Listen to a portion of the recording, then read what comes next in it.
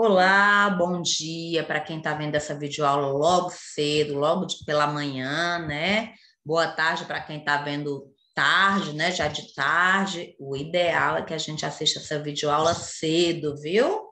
De manhãzinha cedo, que a mente da gente está vazia, tá mais, né? Livre de pensamentos, né? Então, o ideal é que seja bom dia, viu? Você esteja vendo essa videoaula logo cedo, com o sol brilhando, o sol raiando, vamos acordar cedinho, que é para a gente não ficar preguiçoso, aí o dia que tiver aula presencial, não ficar tão puxado, né? Tão pesado, vou ter que acordar cedo, quem já está acostumado a acordar cedo para ver a videoaula, não tem problema nenhum de acordar cedo para ver, para ir para a escola, não é verdade?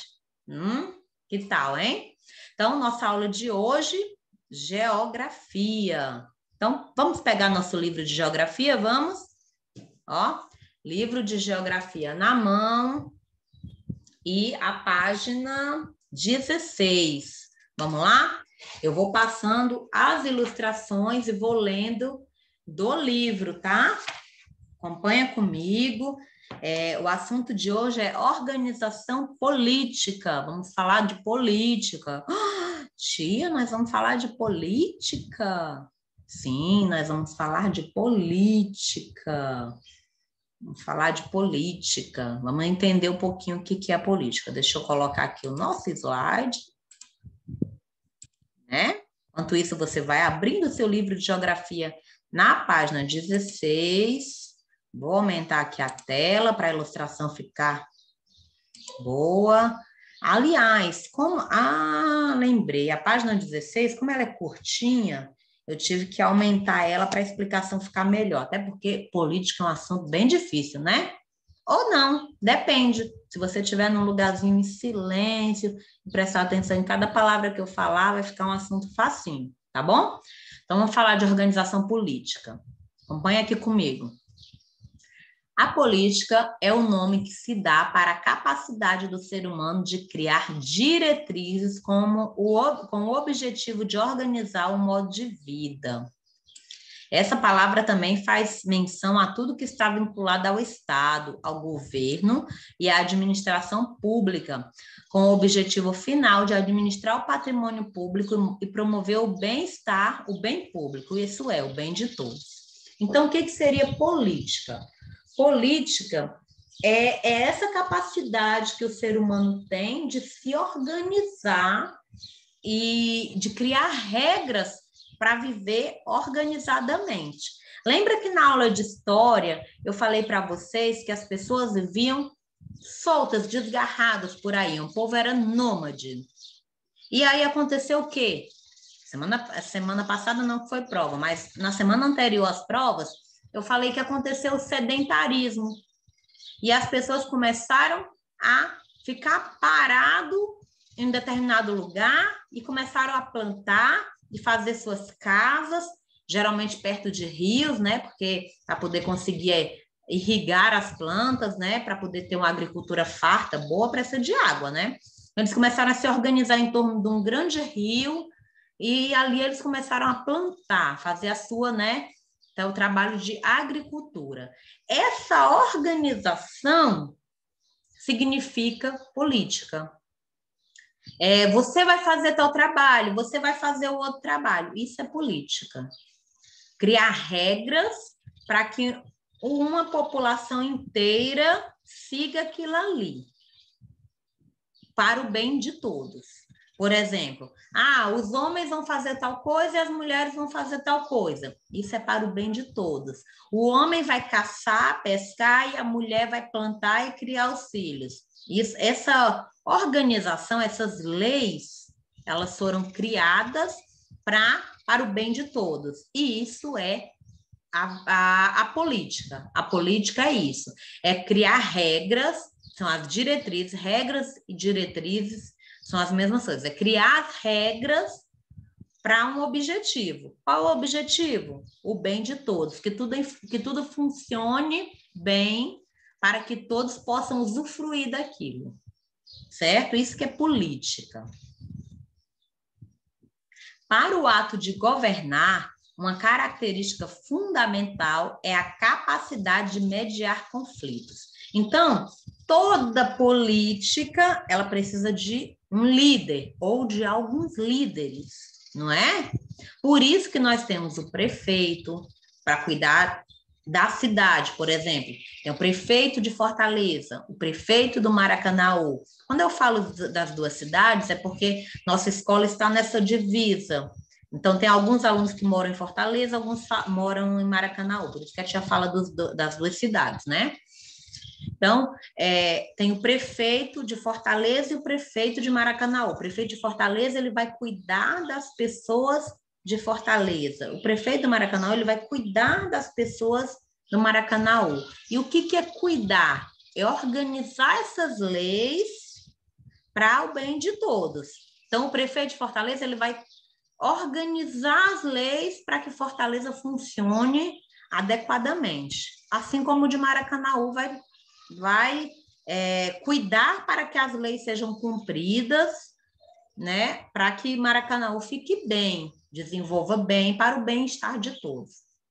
Aí, fora isso, quando não tem só um líder, aí tem o governador. O governador, ele vai governar o estado todo, ele vai governar tanto Fortaleza como Maracanaú, ele vai governar o Ceará todo. Ele também vai cuidar de todos. É claro que o prefeito ele vai cuidar mais especificamente daquele lugar, já o governador ele vai cuidar de todas as cidades do Ceará, né? E aí depois tem o outro líder, né? Que é o presidente. O presidente ele não vai cuidar só de cidades, ele vai cuidar de estados, ele vai cuidar para que tudo funcione bem no país, no Brasil. Olha a dimensão disso, né? Então, é uma série de líderes que vão cuidando. É claro que o líder lá de cima, o presidente, ele não vai saber o que ele tem lá na sua rua, porque ele nunca passou na sua rua. Então, mas ele vai cuidar do Ceará. Aí, o governador do Ceará, ele vai cuidar do Ceará todinho. Aí, mas o prefeito que vai cuidar da sua cidade, porque ele conhece mais a cidade, né? Então, eles têm uma hierarquia, tá? Mas o objetivo de governar é de fazer com que as leis sejam cumpridas e também inventar novas leis para que melhore cada dia mais a cidade, né? E ao quem governa tem que ter a capacidade de mediar conflitos. Por exemplo, nós estamos em conflito. Uns querem que os comércios fechem por causa do vírus, né? Uns dizem, não, tem que fechar tudo, porque está ficando muita gente doente. Aí o outro já diz assim, ó, não, mas se fechar tudo, como é que trabalha? Estamos perdendo os nossos empregos, não sei o quê. Então, está acontecendo um conflito, não está? O governador, os líderes, eles têm que ter a capacidade de mediar esses conflitos. Igual a professora na sala, quando dois alunos começam a brigar, a professora não tem que ir lá e conversar com os dois para saber, para mediar, para resolver aquele problema e os dois voltar a ser amigos? Pronto. Quem governa, ele também tem que mediar. Ele tem que mediar esse conflito, ele tem que ir lá e saber dos dois qual é os problemas de fechar, qual é os problemas de não fechar a cidade e intervir para que aquele problema se resolva e a gente volte a ficar tranquilo. Não é isso que tem que acontecer. Então, quem governa ele tem que ter essa capacidade de mediar conflito entre as pessoas, entre as coisas. Sendo assim, o político deve conduzir sua gestão de forma a mediar os conflitos existentes na sociedade, de forma a encontrar uma saída que seja boa para todos. Como que surgiu a política? O surgimento da política remonta à Grécia. Olha aí, com a primeira vez que surgiu a política foi lá na Grécia Antiga. E um dos grandes articuladores políticos desse período foi Aristóteles, que falava que a política era um mecanismo que tinha como fim último a felicidade dos homens. Então, lá na Grécia Antiga, muito tempo atrás, quando nem se sabia o que era política, o Aristóteles, ele falava que política era o mecanismo que tinha como objetivo garantir a felicidade dos homens. de todos os homens, não de um grupo, de todos. Uma definição mais moderna de política trabalha com a ideia de que a política é meramente o ato de buscar exercer o poder dentro de uma nação. O que são políticas públicas? Políticas públicas são as ações realizadas pelo governo, sendo assim as ações, programas ou decisões tomadas por um governo são realizadas com o objetivo de trazer melhorias para a vida dos cidadãos, né? Então, o que é política pública? São as coisas que são feitas para o bem de todos. As políticas públicas podem ser realizadas nas diferentes áreas de atuação dos governos, na habitação, na saúde, na educação, no saneamento, no transporte. Então, são as leis para que aquilo funcione bem. Para que a saúde funcione bem, é preciso inventarem leis. A partir de hoje, vamos priorizar os doentes da Covid-19 e vamos deixar as outras, como que eu diria, as operações, as cirurgias que não são muito necessárias agora que está muita gente doente, vamos deixar elas para depois, em segundo plano. Essa decisão que o político tem que tomar de parar um serviço para o outro que está mais urgente, isso é política pública. É quando alguém tem... São as decisões tomadas. Esse na área da saúde, por exemplo, na educação. Vai ter aumento no horário das aulas. As escolas vão ou não parar? Isso são políticas públicas. É essa decisão, decidir o que vai acontecer na saúde, na educação, na habitação. Essas decisões são chamadas de políticas públicas. Se o governo de uma cidade cria uma lei específica para o trânsito, ou se aprova um aumento salarial dos servidores públicos, ou mesmo determina por lei que determinado grupo tem direito a pagar 50% do valor do transporte público, todas essas ações são as políticas públicas, certo? Então, essas ações que são chamadas políticas públicas, é o que acontece em determinadas áreas. E tem as formas de governo. Tem as formas de governo. Uma nação pode ser governada de diferentes maneiras. Por isso que os diferentes mecanismos institucionais que são utilizados para se governar um Estado são chamados de formas de governo. As duas formas de governo em vigência atualmente no mundo são a república e a monarquia. Uma terceira opção seria a anarquia, que consiste na ausência de forma de governo ou ausência de Estado. Dentro das formas de governo, isso é mais para você saber, tá? Dentro das formas de governo estão os regimes políticos, isto é, maneira como os governantes exercem o seu poder. Existem diversos regimes políticos, como a democracia, o autoritarismo e o totalitarismo. Participar do processo político e poder eleger seus representantes é um direito de todo cidadão brasileiro. No entanto, a grande maioria da população vota em seus candidatos sem a mínima noção de como funciona o sistema político em questão, né? O que acontece? A maioria das pessoas não se interessam muito por política. Ultimamente é que eu estou vendo que muita gente está falando em política, mas para estarem brigando, né? Mas, assim, entender não é falar de política. Entender é estudar a política. E, tia, mas é tão chato estudar política. Para você que é criança, talvez ainda não seja muito necessário. Mas para um adulto, é muito importante estudar política. Sabe por quê?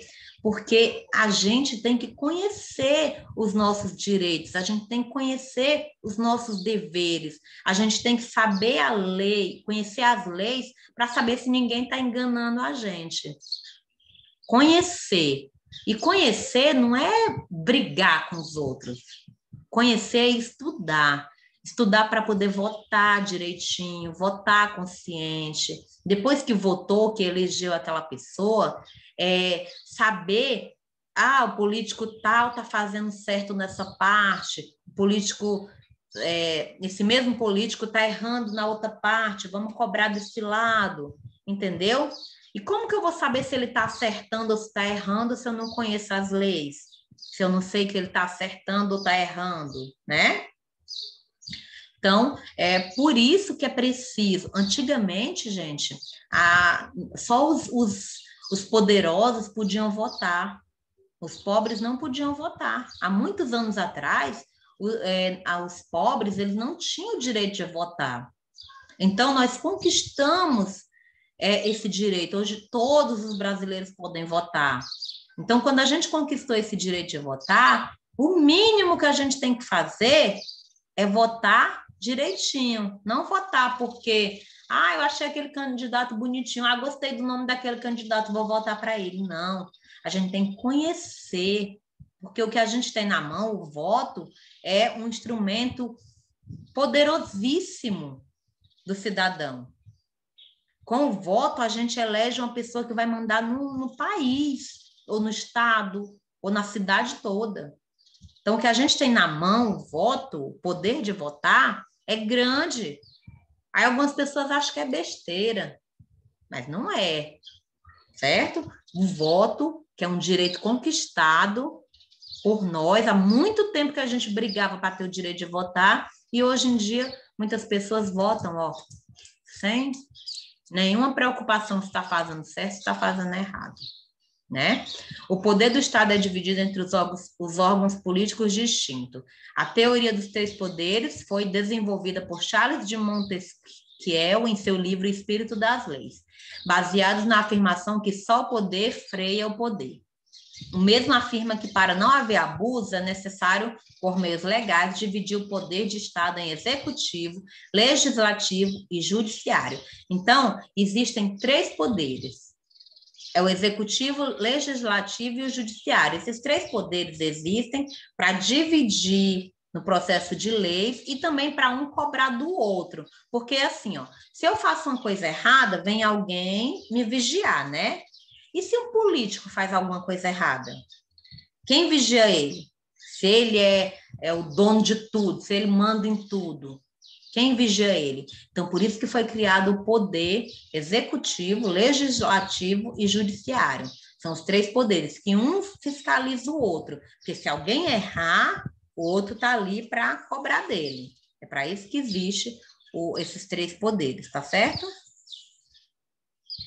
O executivo possui a função de fazer as leis funcionarem, né? O presidente pode vetar ou sancionar leis criadas pelo legislativo, editar medidas provisórias e etc.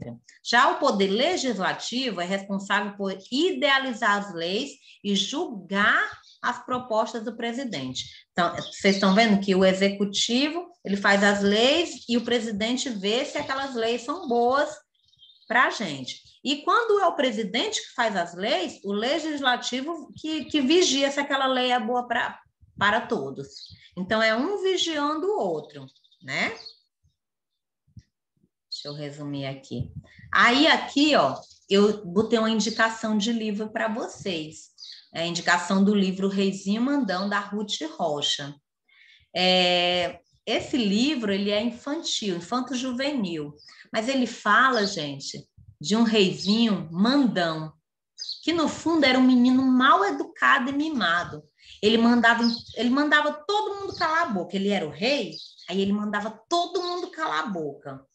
Tudo que ele queria fazer, ele fazia. Ele não se importava com quem ele feria, quem ele deixava de ferir. Se ele quisesse dizer assim, tá aqui o sol claro, mas eu declaro que agora tá de noite.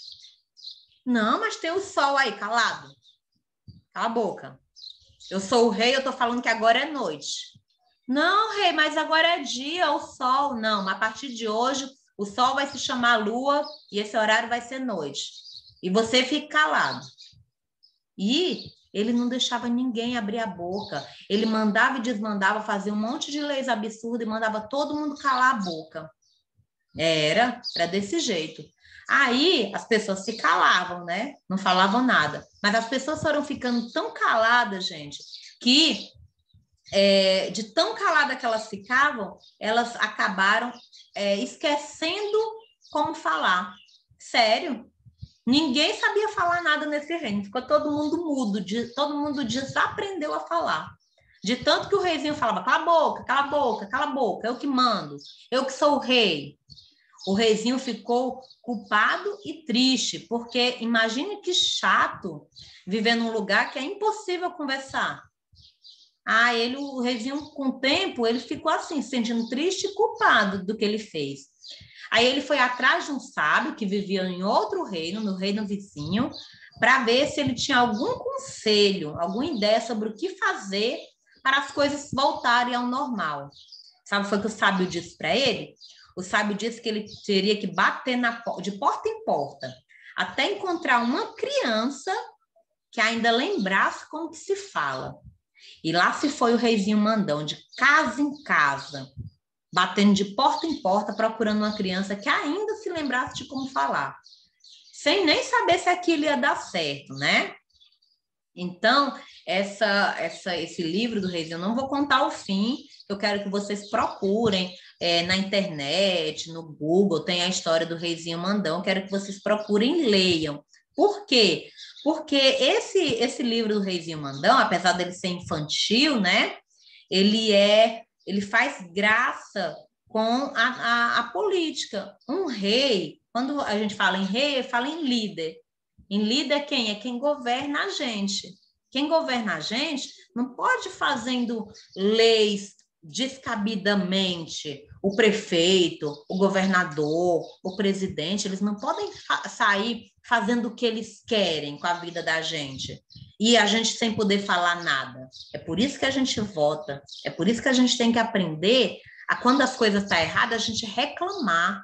É por isso que é importante saber sobre política. Por quê? Porque para a gente não se calar. Nesse livro, apesar de ser um livro infanto-juvenil, ele é um livro assim, para a idade de vocês, mas é um livro que fala de uma forma alegre, brincando, lúdica, sobre o que é política, não é certo? Então, é um livro que fala de democracia, de poder e de liberdade, principalmente. Liberdade de poder falar, de poder cobrar. É um livrinho que fala de uma forma divertidíssima sobre a política, tá certo? Então, é um livro que eu quero que vocês leiam, uma dica da professora para vocês lerem, tá? Tá certo? Bom, vou ficando por aqui. Nossa videoaula de hoje foi da página 16. Nós temos atividades na página 17 e na página 18.